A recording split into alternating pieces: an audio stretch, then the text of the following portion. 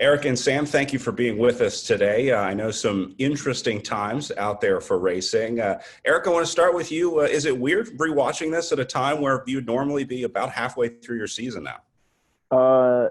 Weird, yes. It's also kind of fun though. I mean, we haven't raced in a few months, so it's a nice little reminder of, hey, we used to do that.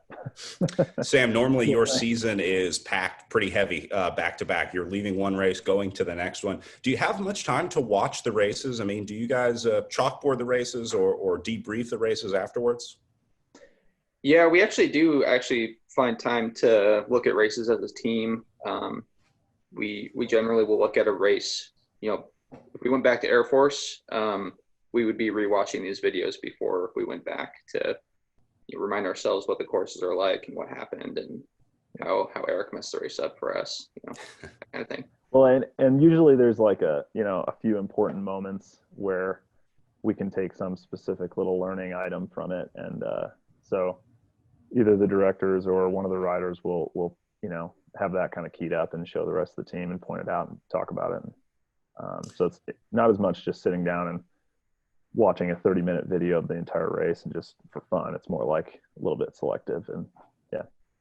Eric, we saw you here on the start line wearing the Omnium Leaders jersey at the Armed Forces Cycling Classic. That was from your win on the day before the Clarendon Cup, which we're watching now.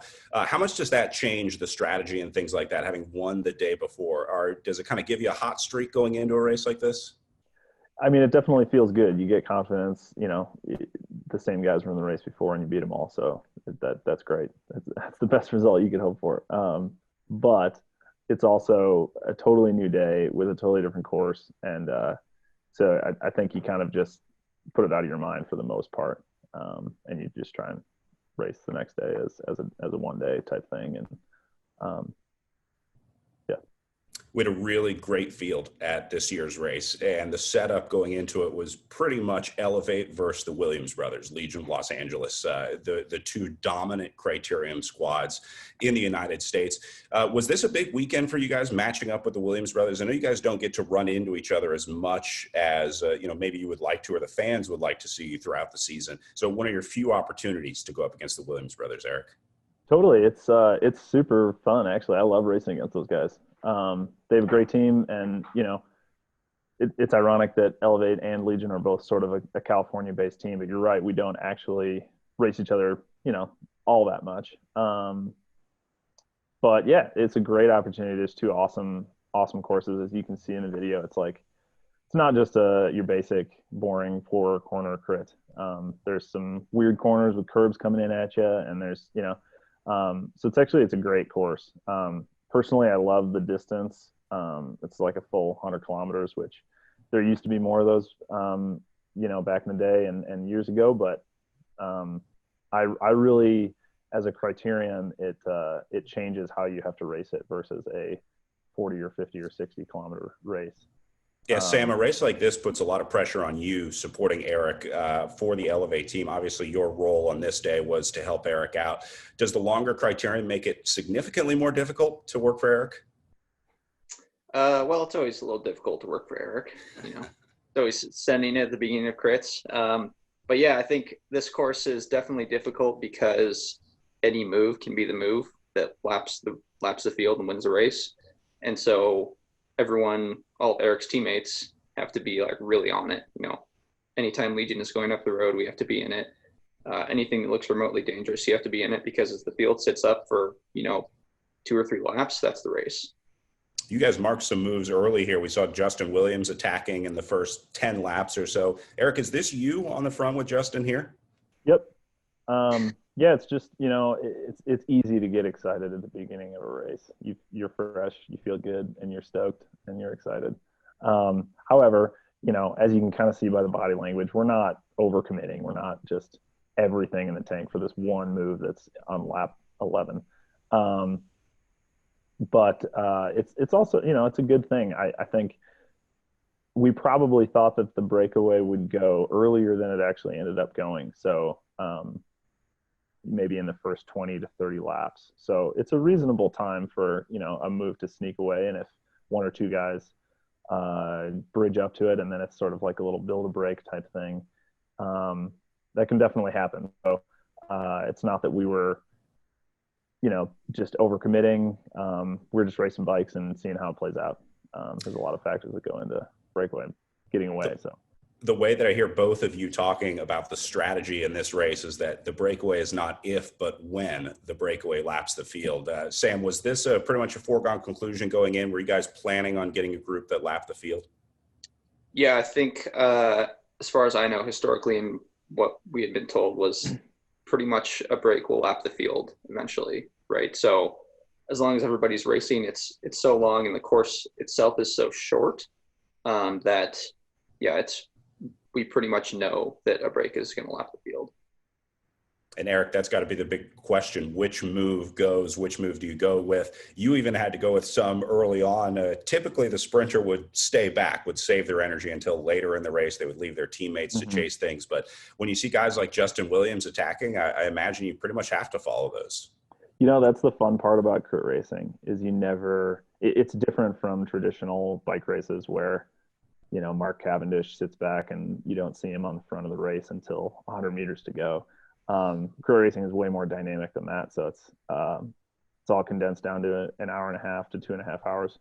And as you can see, I'm trying to get away because that will improve our chances, right? So it's super fun. You never know what the breakaway is the makeup of it will be. Some guys are trying to get away solo at the end. Some guys are just trying to increase their chances out of a small group.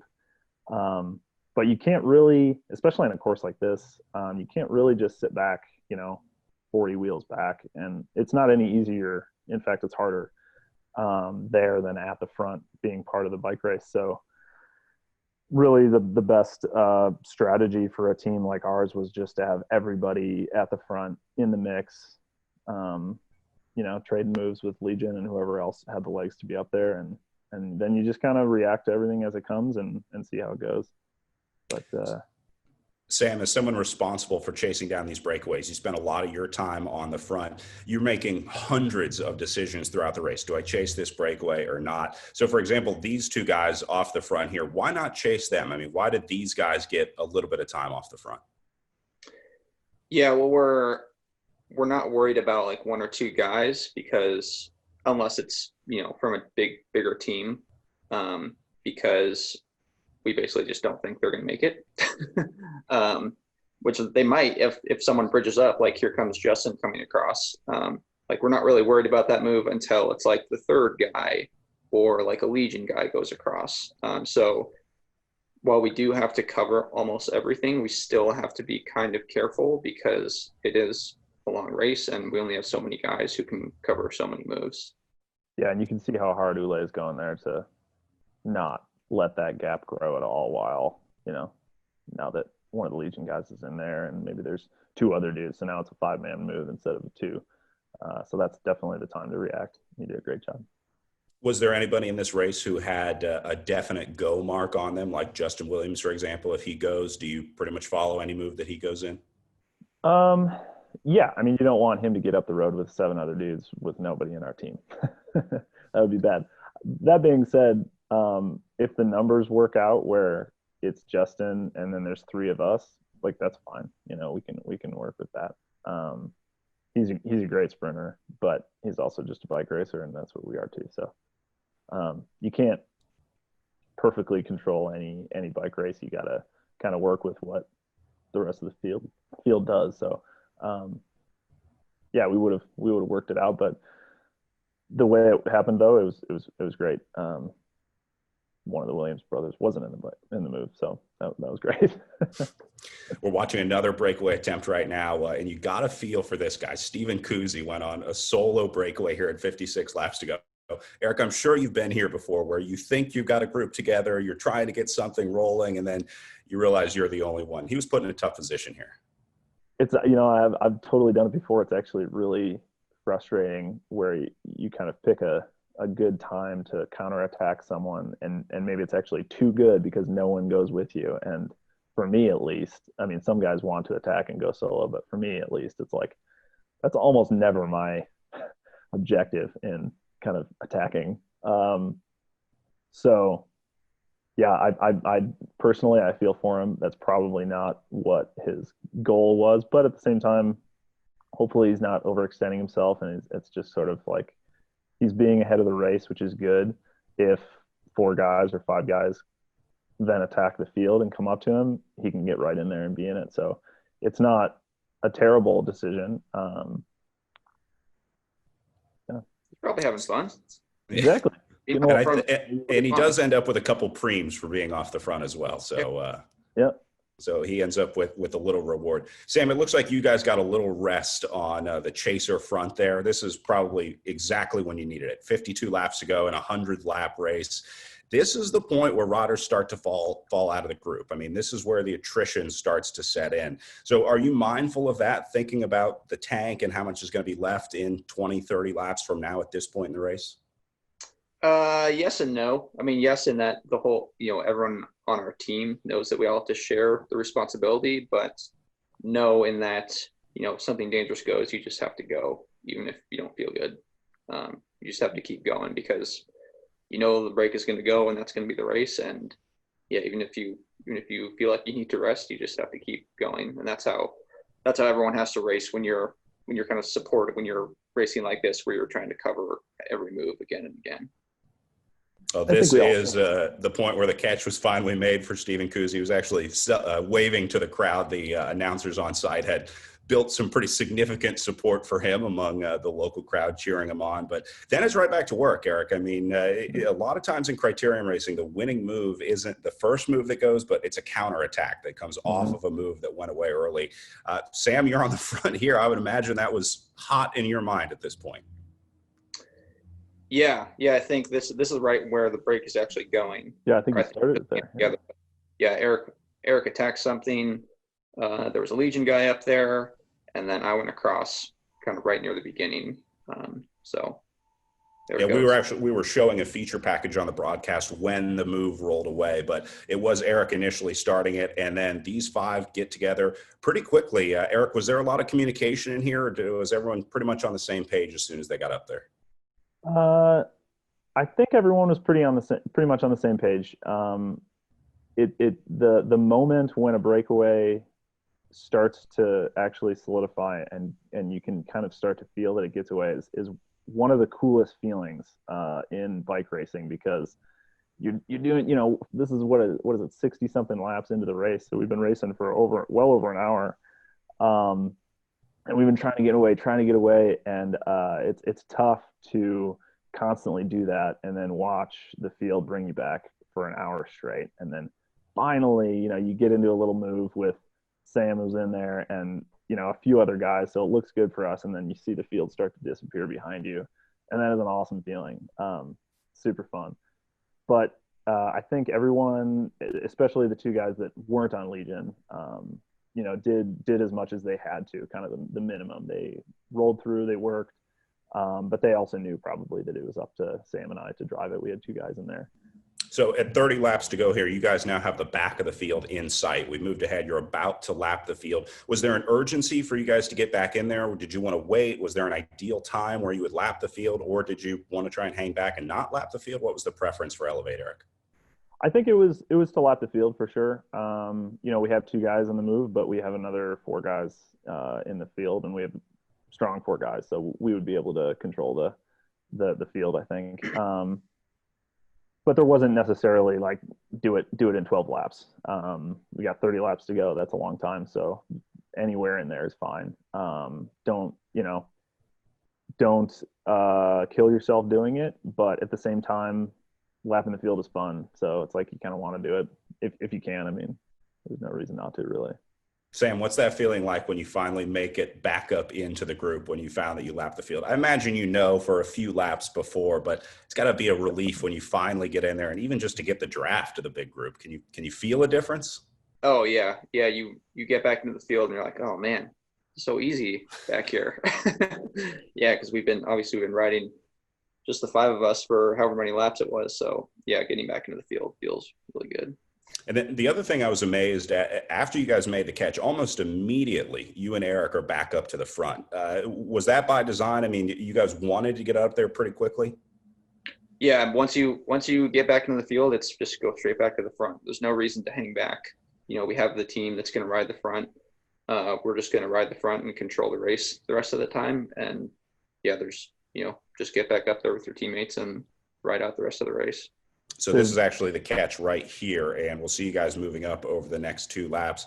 Eric, what does your job become here? Obviously, if you're the designated sprinter for Elevate, are you into energy conservation mode right now with 20 laps to go? For sure, yeah. There's no reason to be doing anything unnecessary at this point. But you do want to get back up there, strategy reasons to be able to respond to any attacks that come, but also just there's no reason to be in the field where there is a higher risk of a crash that, you just left the field. So all you have to do really is finish and you're guaranteed a good finish. So yeah, just being safe. You want to get out of there. Yeah. So we're moving up. We've got a good little group there, which makes it easier because everybody kind of makes room for each other. Those 3 or 4 guys, I think it was Gavin that kind of waited for us at the back of the field. We had a few guys at the front still racing. And then, yeah, one of our guys kind of was like, yeah, I'll go back for him and just to help him move him up. And there he is helping us move up on the side. So that's, it's pretty textbook. That's really good.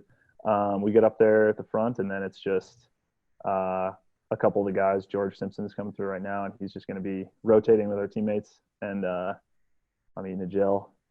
Yeah, just kind of hanging out. Honestly, it's kind of a nervous time because there's nothing to do other than just sit on your teammate's wheel and make sure nothing else is happening, which it isn't. So that's actually kind of one of my least favorite parts of the race is that you're just sort of waiting and fidgeting and trying not to mess anything up. But there's nothing you can do about that. Yeah, this created a really interesting scenario where basically the 2 biggest teams were neutralized because they wanted to keep this race together for the sprint with Legion and Elevate. Sam, what can you do in a role like this? Talk about protecting Eric. I mean, what you do to try to help him, both drafting and protecting the lead out, stuff like that. Yeah, I'm at the back of the train here, and I'm just basically making sure that Eric has an easy ride, right? If I'm behind Eric, then there's a little bit less space for people to, ride up next to him and, get in his way. And also we have Legion behind us too, which is helpful. It's helpful to have another team that's going to ride together behind us because, they're not going to, for the most part, until the very end of the race, they're not going to, ride up and, do anything silly. Everyone's just going to relax and kind of ride it out at this point. Eric, are there nerves waiting for the sprint here? I mean, is it kind of like, hurry up, let's get this over with? I want to race against Sean McElroy. Totally. Yeah. No, there always is a little bit. I think it's different for everyone. But for me personally, like I'm excited about the finish. So I'm not excited by the 22nd lap to go, So I want it to happen. But yeah, nerves or excitement, who knows? But if you can, kind of find a level of calm in this moment, I think it helps the end if you're not, too nervous about it. Remain calm and we had a great team around us. So it's like, well, I knew that we were going to do a good lead out and do a good job and get us there to the finish. So, and it's just getting on the radio, telling the guys, great job, keep going. Because they're riding hard for sure at the front, even though they're not riding as hard as they could, but it's still not easy. So you mentioned the team radio. You guys have radios in your ear and then also a director on the side of the course. That's kind of like the coach during the race. After this happens, is there much that Heath Blackgrove, who is the director for Elevate there, was there much that Heath does in a situation like this? I mean, is he really giving you guys info here, or is it pretty much up to you guys on the bike? Mostly up to us. He does a great job in the more dynamic moments of the race when a breakaway move is trying to get away at the beginning parts or whatever. So he'll give us time gaps. He'll point out, somebody that's in the move or is not in the move, or so just key information that we might not necessarily see right away, or maybe 2 of the guys on the team see it, but the other 4 don't. and we're also doing kind of the same thing. Everybody's just sort of giving each other information, and then if there is a strategic call, the kind of the buck stops with Heath. So he's the guy that would make a decision if the team needed to get on the front as a unit to bring something back. That would probably be his call. Sam, speaking of strategy, I was a little surprised to see Legion at the front this early. I think on paper, everybody thought that Elevate was the strongest team in terms of numbers and just all around strength for the team. Were you surprised to see Elevate at the front this early with 13 laps to go? A little bit, yeah. They really wanted to ride the front, which if you kind of go back a few laps and watch closely, I think you can see why, and it's because they're just kind of like back in the scrum, right? Like everything behind us was just kind of like chaos, and like there's guys like in the middle of their train, and so I think for them it was probably just a lot easier to just be on the front. Sean probably had a much easier ride up there, and so that's probably why they did it. And it worked out fine for them and fine for us, because as you can see, like no one's really messing with us back there. We still have an easy ride. So I think it was just an attempt to give Sean a much easier ride in the last 10 laps. And Eric, how much energy do you use as a sprinter in the group, fighting for position and stuff like that? It sounds like a significant amount. It can be. It really depends. Yeah. Like sometimes, if you don't have a team around you, you can use a ton. You can go up and down 10 wheels in a lap. But when you have a team around you, like when Eric's in the middle of us, it's way easier for him. And so, having the team is a big deal. It depends on the race too. And some of the really, really hard, fast, something like a Tour of California stage, honestly, that's the hardest part. The sprint is relatively normal sprint, but it's the last 12 kilometers before the sprint, trying to at all be close to the top guys. That's the really, really hard part. And it's extremely difficult to do that by yourself and not completely tax all of your reserves and not have anything left to actually finish with. And probably the most underappreciated part of criterium racing or sprinting is positioning for the sprint. How much work goes into the build up to it, defending the position. And Sam, this is where your job comes into a lot, because Eric can win a sprint. He's got great legs, but if he's not there and he's not in position, it doesn't do him much good. So you're kind of like a bodyguard for Eric at this point, just getting him exactly where he wants to be. When Corey Williams goes off the front here, I couldn't figure out what the thought was here. I think he just went too hard for the lead out. I think they just got a little bit disbanded on the way in. Was there any worry here seeing Corey? Was there a thought he was going to solo away, or what went through your head when you saw Corey Williams roll away here? We got George Simpson on the front. We're not worried. Yeah. Yeah, not with 6 laps to go. It's anytime one rider goes off the front, the one mistake that teams make when they're riding together on the front is that they think they have to pull them back immediately. So we're not, pretty much no matter who it is at this point, we're not really worried about anybody going off the front solo. Eric, at this point, you're probably starting to think about the sprint, that final corner at 5 laps to go. This race, a lot of times, is won and lost in the sprint in the last corner. It's just over 200 meters out. Are you testing that corner throughout the race? I mean, I imagine that's a corner you have some intimate knowledge of because it's so important for this course. For sure. That's actually a great insight that maybe most people wouldn't think about, but almost every time I go through the last corner, I'm thinking about that. Actually, you take it in the hoods, you took it in the drops, you take way wide. You're almost on the lip of the curb, going into the corner, and then you see the apex of the corner. You can see, sometimes there's the ramp up to the sidewalk that you can actually cut across.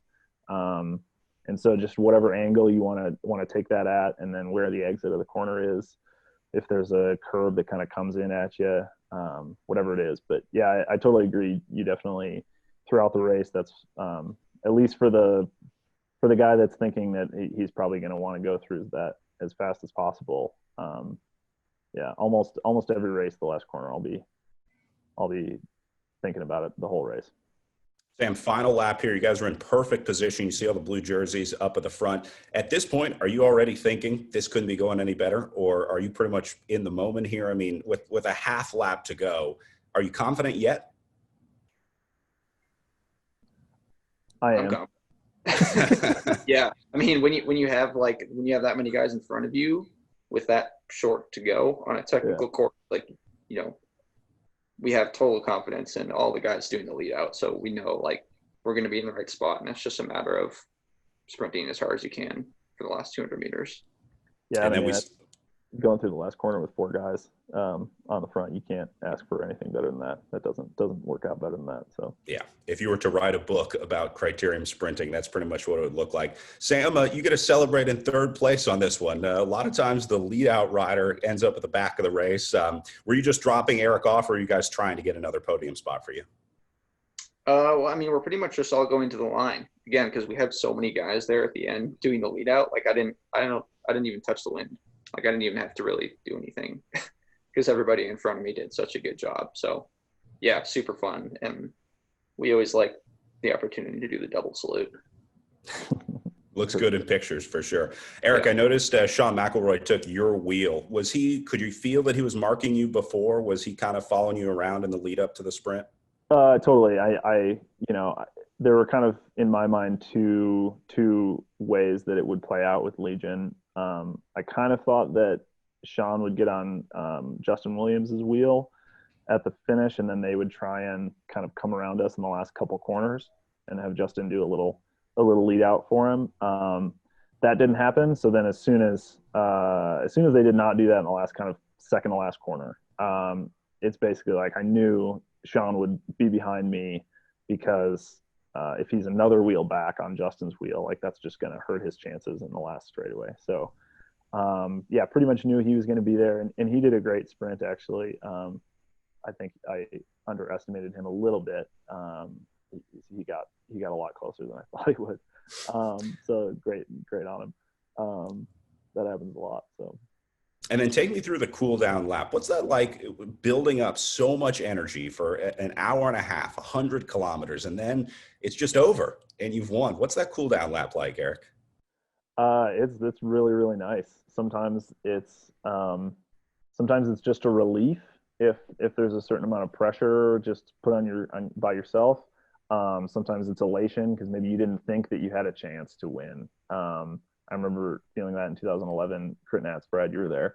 I didn't really think I would win that, and then it's just like, holy crap, that just happened. So in a sprint like that, it's amazing, this elation. But today, Armed Forces, I probably was more just like, awesome job, guys. We thought we would do that, and we did. So awesome. And I want to thank Sam for making sure that the medal was facing out. It made for perfect pictures. Nice job producing there, Sam.